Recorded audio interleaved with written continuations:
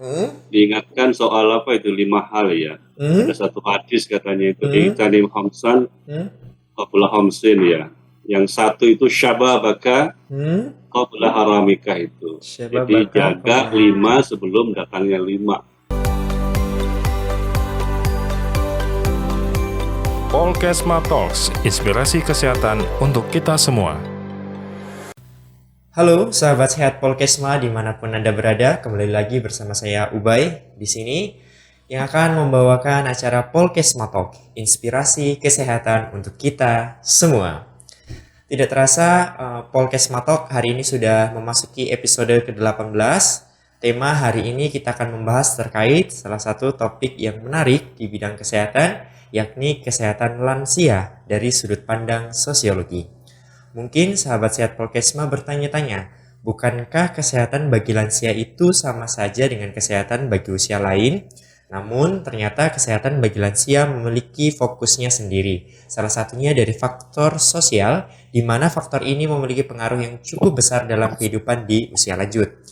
Daripada kita semakin bertanya-tanya bagaimana keterkaitan kesehatan lansia dengan sosial, ada baiknya kita bicarakan langsung pada ahli. Mari kita sambut narasumber kita yang sangat istimewa, Profesor Dr. Syamsul Arifin MSI. Halo Prof, bagaimana kabarnya hari ini Prof? Halo, Assalamualaikum warahmatullahi Waalaikumsalam. wabarakatuh. Selamat pagi, salam sehat. Alhamdulillah saya insya Allah sehat ini. Alhamdulillah Prof, ini memang yang kita harapkan semua ya Prof, selalu sehat, selalu semangat ya Prof. Iya, sehat jasmani dan rohani insya Allah. Iya, Saya sekarang di kantor ini, sedang di kantor ya Prof. di kampus di Universitas Muhammadiyah Malang. Universitas Muhammadiyah Malang, Alhamdulillah. Sahabat sehat Polkesma, Profesor Dr. Syamsul Arifin ini merupakan pakar sosiologi yang menjabat sebagai Wakil Rektor 1 di Universitas Muhammadiyah Malang. Benar begitu Prof? Benar, cuma mungkin sosiologinya agak lebih dipersempit ya. Iya, Karena kalau sosiologi saja itu luas jadi ya, Bro. macam-macam. Jadi saya ini Hmm? kalau bicara keahlian ya, dalam tanda kutip ya, itu sosiologi agama. seharusnya. Sosiologi apa? Konsentrasinya di bidang sosiologi agama ya, Prof. Ya, sebenarnya sosiologi agama itu kan implementasi ya, aplikasi konsep, teori, metodologi, sosiologi terhadap agama. Tapi pada akhirnya juga menyinggung soal kesehatan, saya kira. Terkait dengan kesehatan ya, Prof ya. Nah, Ya. ini Prof, Profesor tadi menyampaikan ada hubungannya dengan kesehatan. Nah, apa yang melatar belakangi keterkaitan kesehatan dengan ilmu sosiologi itu bagaimana, Prof? Mungkin bisa diceritakan, Prof. Ya, gampangnya ya. Sosiologi itu kan mengkaji, membahas, mendalami, meneliti soal perilaku. Tentang perilaku ya, Prof. Ya, perilaku manusia terhadap dirinya, terhadap orang lain, Lingkungan juga ya, Prof. terhadap lingkungan yang kemudian memberi akibat ya terhadap kondisi dirinya itu, termasuk di bidang kesehatan. Jadi kira-kira kalau kita coba memberi pemahaman awal yang sederhana, bisa dipahami oleh masyarakat kebanyakan itu ya, sosiologi kesehatan itu ingin mengkaji hubungan perilaku ya dengan kesehatan.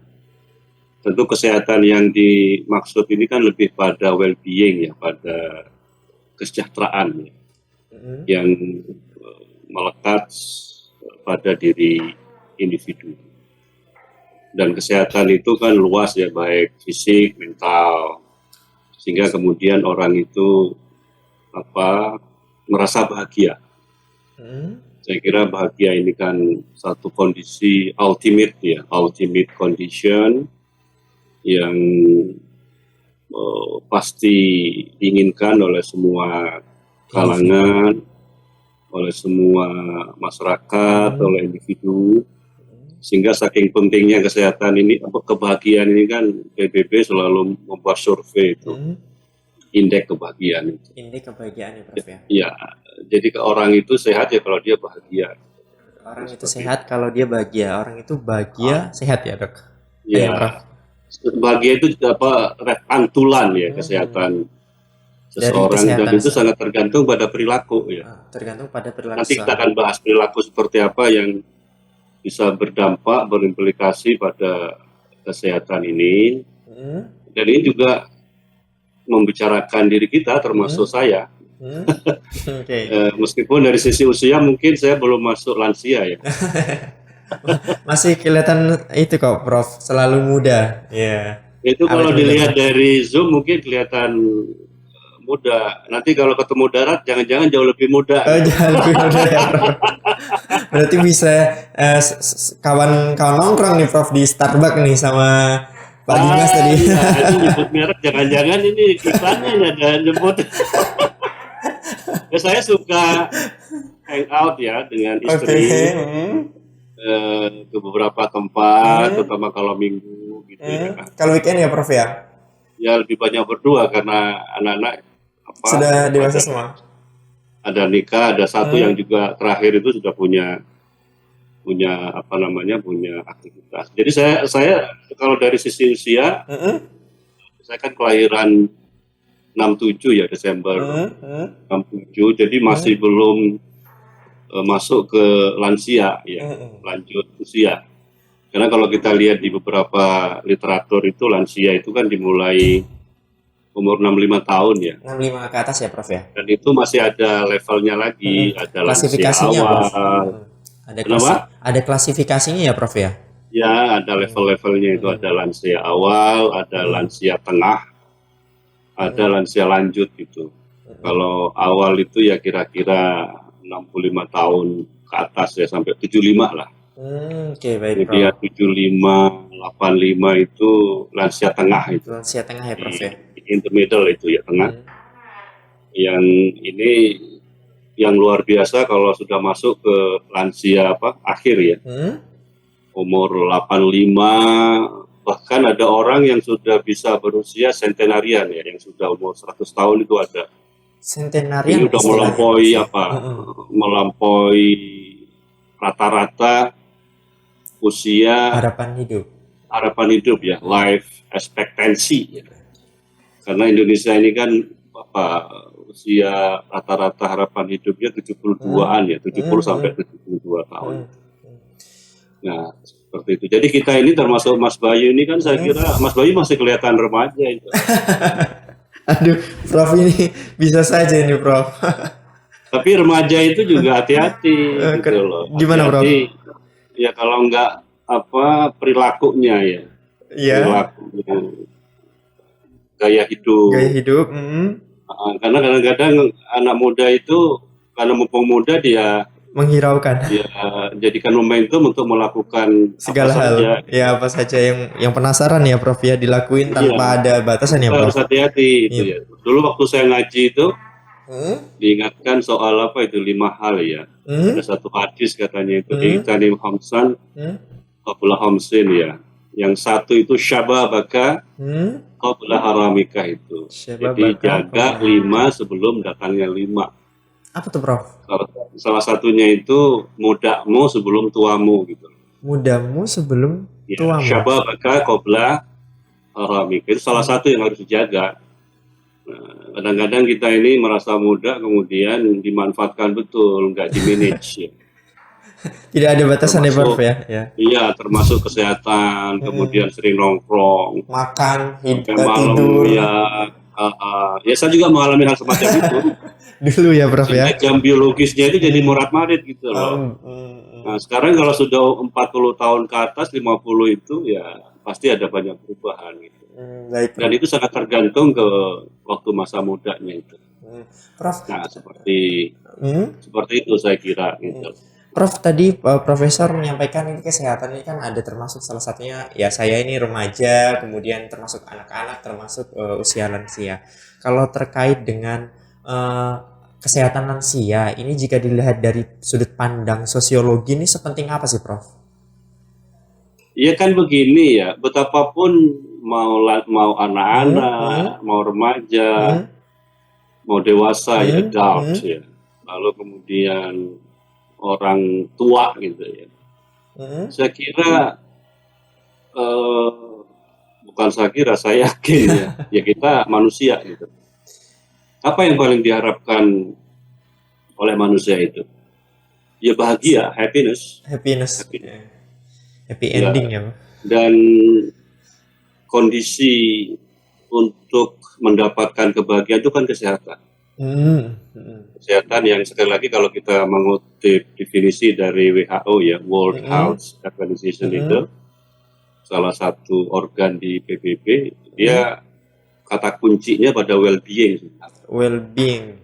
Ya, well-being pada kesejahteraan yang itu sangat tergantung pada variabel kesehatan fisik, kesehatan mental, keterpenuhan kebutuhan-kebutuhan dasariahnya itu. Jadi ini menjadi harapan, menjadi keinginan seluruh manusia, ya, termasuk lansia. Jadi sebenarnya dia masih ingin sehat, ingin hidup, apalagi di usia lansia ini kan ada satu momentum yang memang harus dinikmati gitu loh.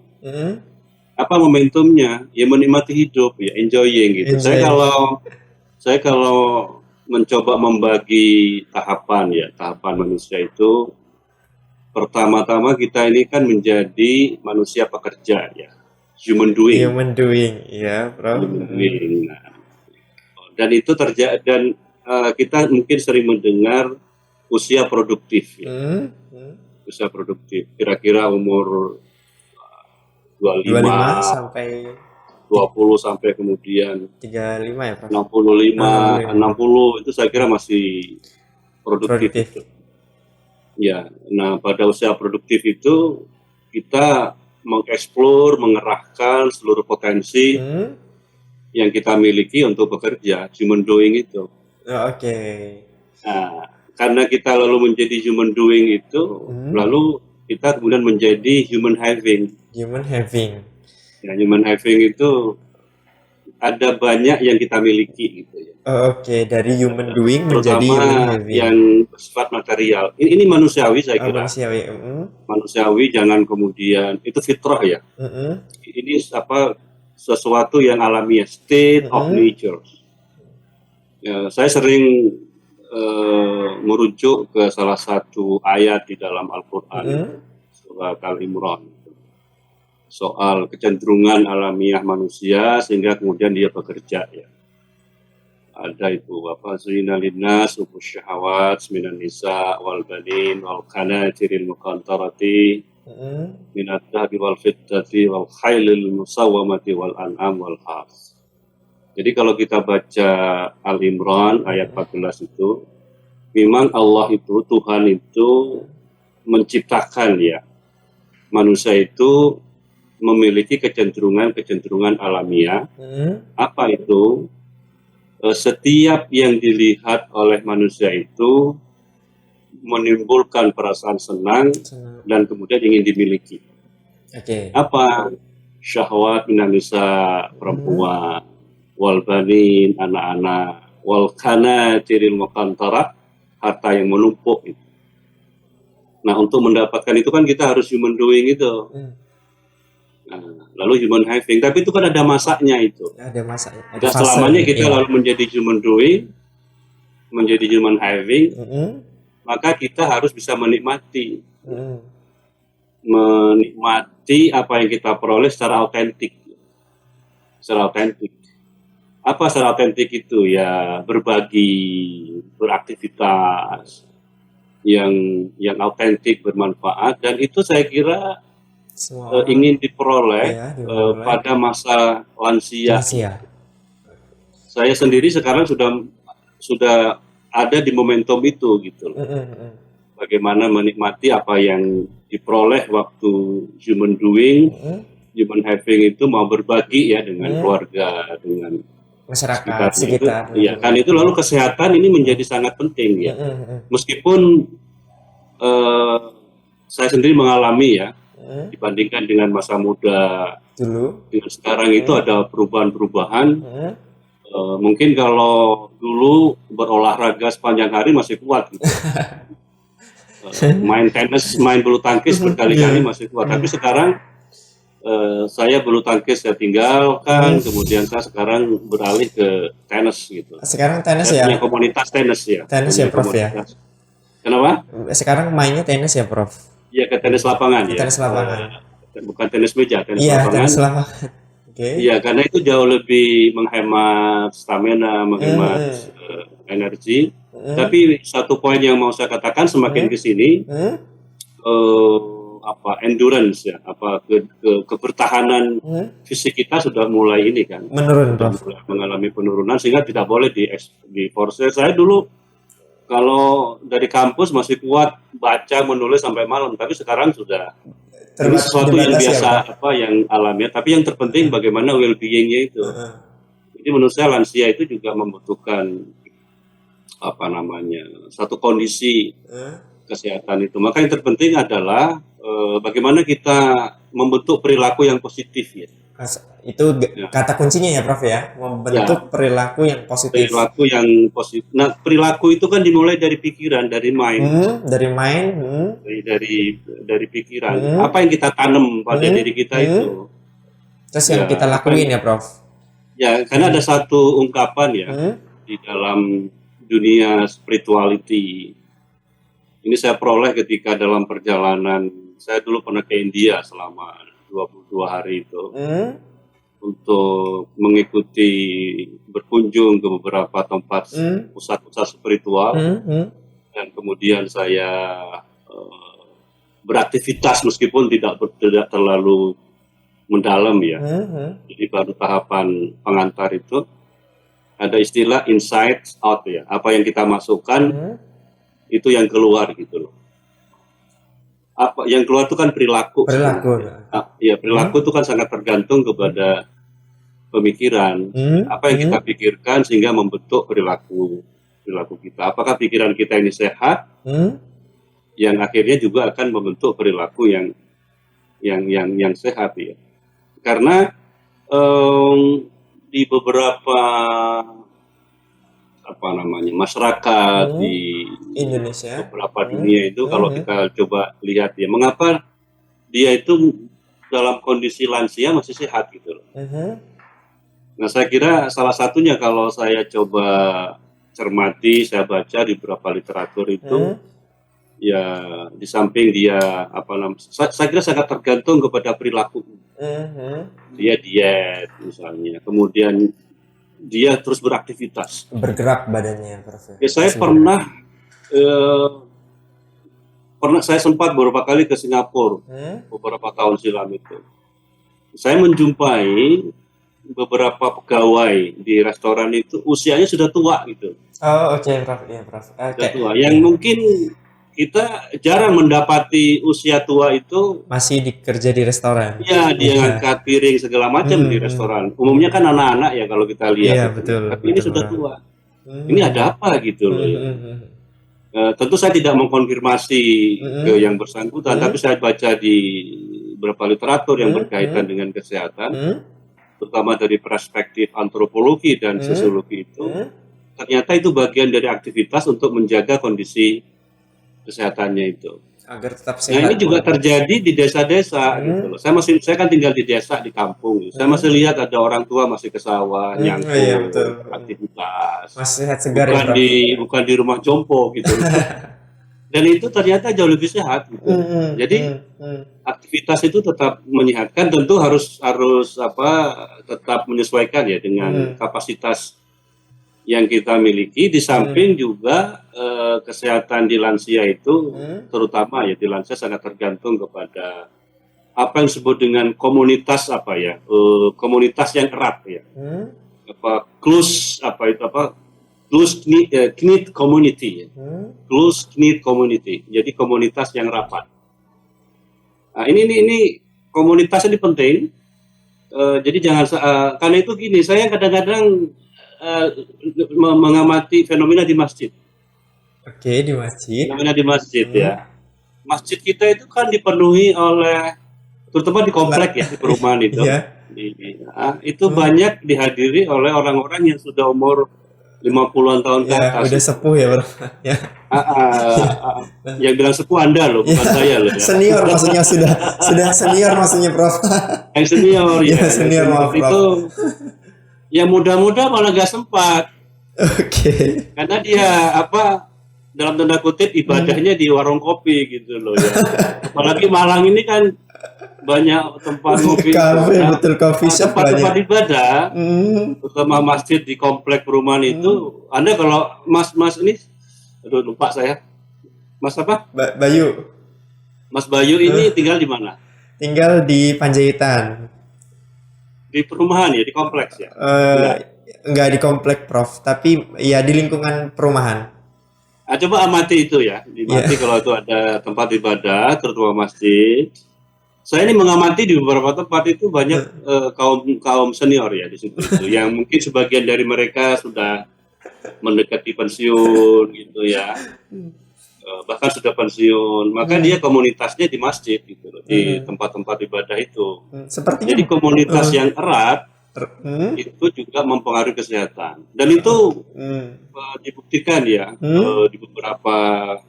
di beberapa masyarakat. Saya pernah punya buku ya ditulis oleh Malcolm Gladwell.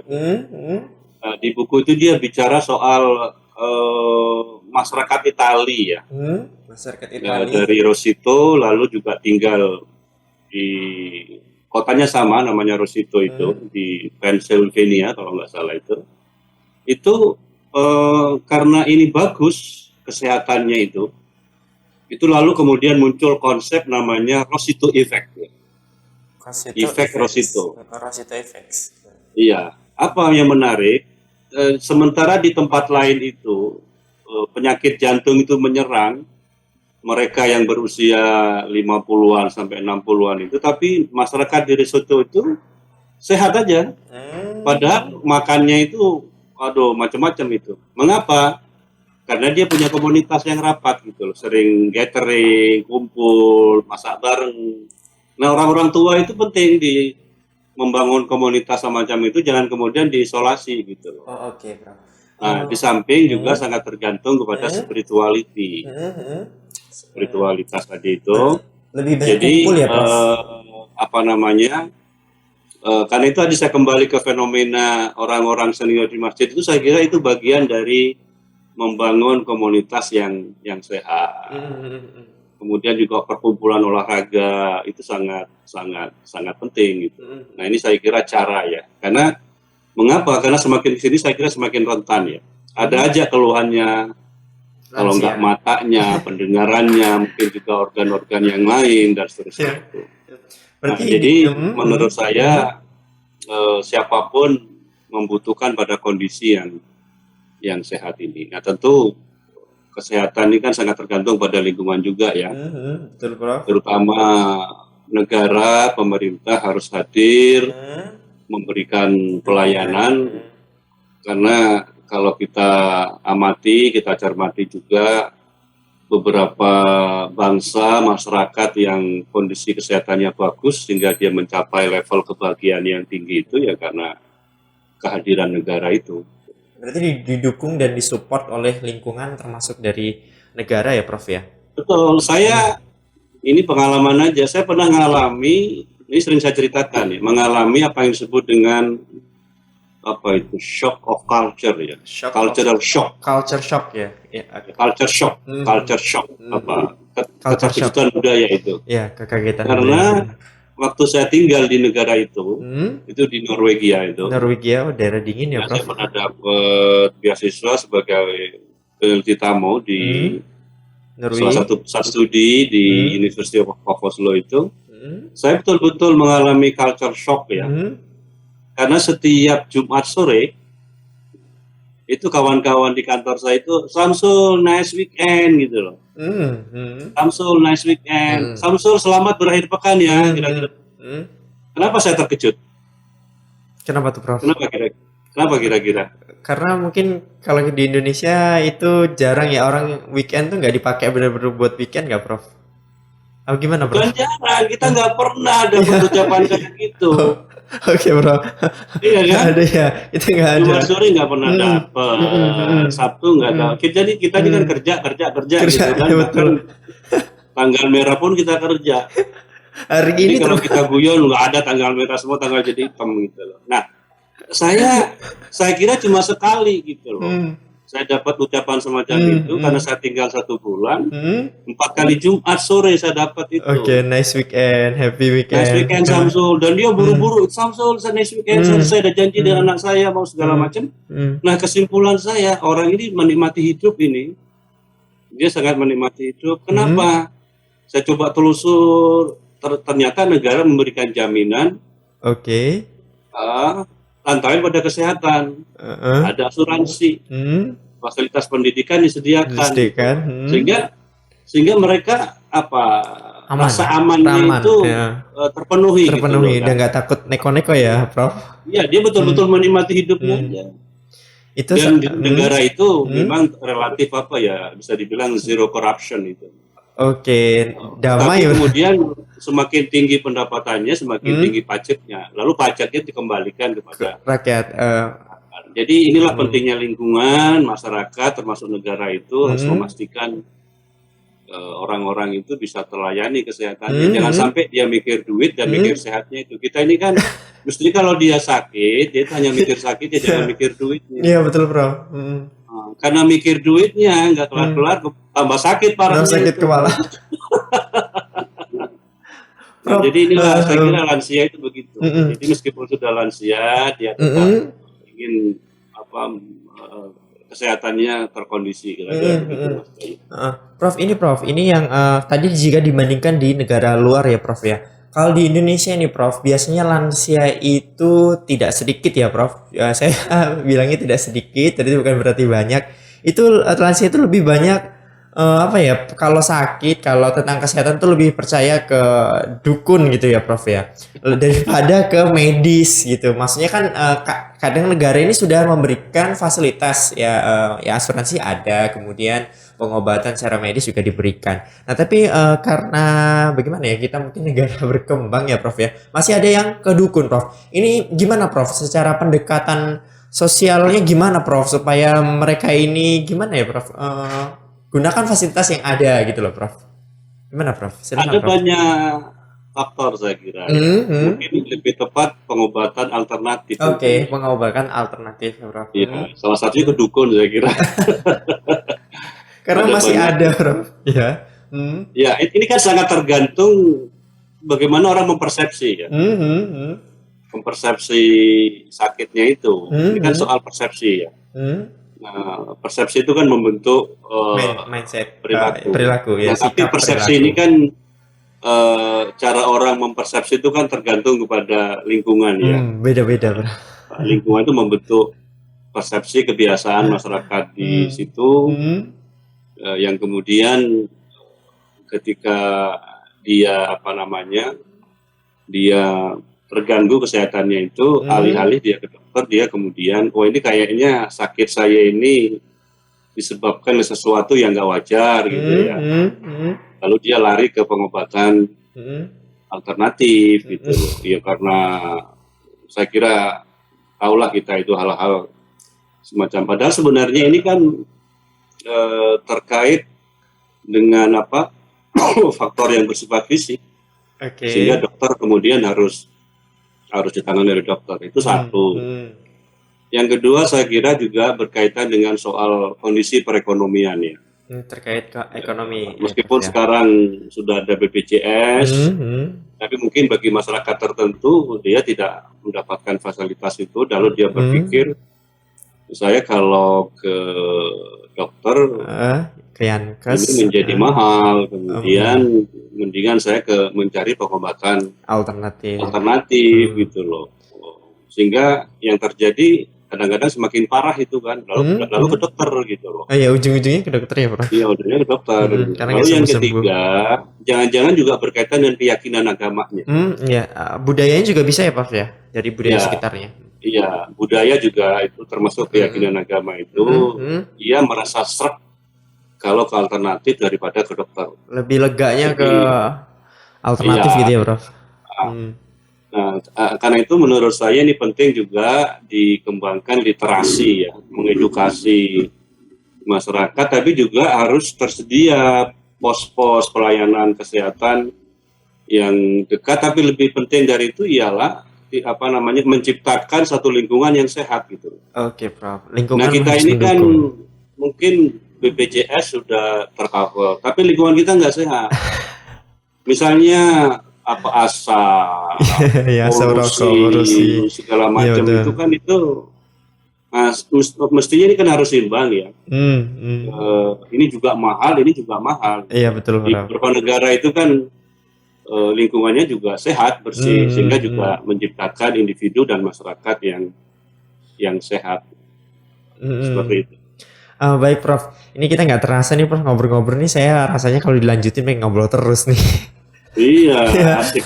Ya, ini Prof, mungkin bisa jadi dari Prof Samsul, pesan yang ingin disampaikan untuk kita-kita ini yang masih muda maupun juga yang mau menjelang lansia. Ini apa yang harus kita lakukan, Prof, supaya tetap sehat sampai nanti di usia lansia, Prof? Mungkin tips dari Prof Samsul, silakan, Prof. Ini klise, tapi dari pengalaman saya itu ternyata spirituality ya Oke, terkait spirituality ya, Prof ya, sangat mempengaruhi. berhubungan ya. Uh-huh. Spirituality ini kan sebenarnya berkaitan dengan bagaimana kita memaknai hidup. Oke. Memaknai hidup. Tuhan sudah memberikan banyak hal kepada kita, tapi kadang-kadang kita tidak mensyukuri gitu. Oke, berarti kita kuncinya adalah lebih banyak bersyukur ya, Prof, sebenarnya. Kalau kita merasa bersyukur, semuanya terpenuhi. Berterima kasih. Oke. Terasa terpenuhi ya, Prof, ya, kalau kita selalu bersyukur. Kurangi mengeluh ya, Prof. Ini ya cukup. Sehingga karena kalau kemudian kita dimensi spirituality ini tidak kita ciptakan, mungkin kita merasa kurang. Oke. Nah, ketika kurang kita lalu berkeluh kesah. Mengeluh. Nah, itu yang bikin. Ini awal kemudian kita menjadi negaholik. Oke. Apa negaholik itu? Selalu memandang negatif.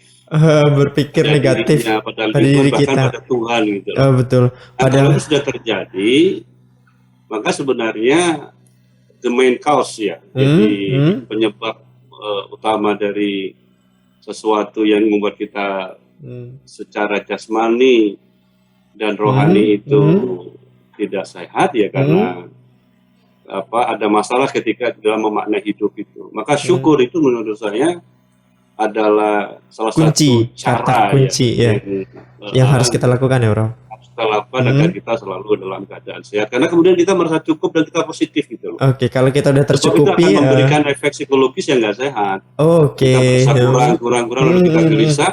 Lalu akibatnya apa? Kepada lingkungan senang melihat orang susah dan susah melihat orang senang. Iya, betul. Ya. Ini saya kira salah satu ya, bagaimana kita menciptakan suasana yang sehat. Karena itu saya bilang agama itu juga membentuk perilaku orang yang sehat. Karena itu kemudian di dalam Islam misalnya ada konsep halalan thayyibah itu. Di di surat Al-Baqarah 168 itu kan ada konsep halalan thayyibah. Tidak hanya halal tapi harus thayyib ya, Prof. Iya, halal dan thayyib. Nah, seperti itu. Ini kalau kita explore lagi menarik ini.